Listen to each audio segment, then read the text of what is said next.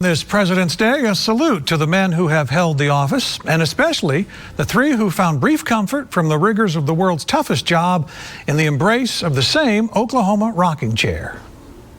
Last evening in his office, Mr. Kennedy looked back at the first 2 years of his presidency. John Kennedy used a rocking chair in the Oval Office. He had a bad back, and the padded rocker provided some comfort. It became a trademark of his. The responsibilities placed in the United States are greater than I imagined them to be. So in 1961, when the president stopped in Poto for a visit to Senator Robert Kerr's Kermack Ranch to watch an Angus cattle auction, Louise Keesee planted her grandmother's upholstered oak rocker on the dais. My mother knew that he had a bad back and sat in a rocking chair all the time and said, "Can he sit in our rocking chair?" And they said, "Sure." Sisters Nancy Keesee Walter and Janie Keesee Ward grew up in the ranching business. In the 1960s, home was the 75,000-acre Kermack Ranch, where their father, Dr. Paul Keesee, was the veterinarian.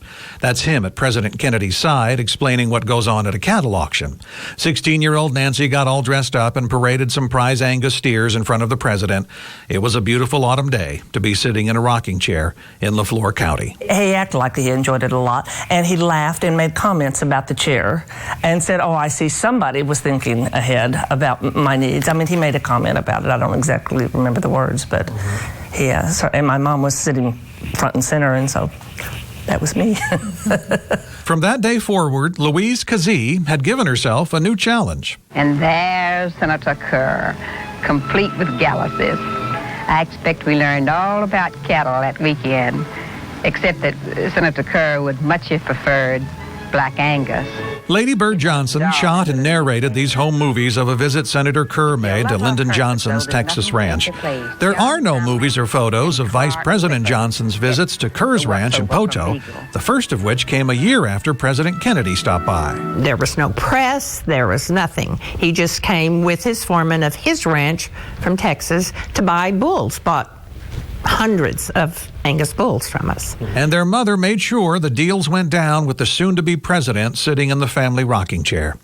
The years went by, the girls married and moved away, started careers and families. In 1979, Nancy was a ranch wife in the little Beckham County town of Elk City.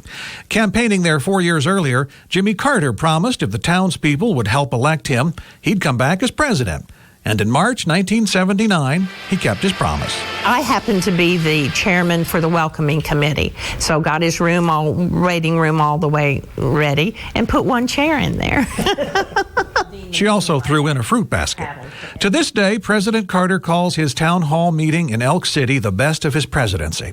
For the Keesees, it meant 3 presidential posteriors had perched in their chair. So they were quite confident when they carried it to a taping of PBS's Antiques Roadshow. Well, we just thought we had the most fabulous chair in the world, and they said, "It's not that old, we're not interested." And we said, "But do you understand?" The 3 presidents have said it. Said it was a nice little family story. So we took our chair and left. Not having photographic proof of 2 of the 3 presidents sitting in their chair apparently did them in, but the sisters are fine with that.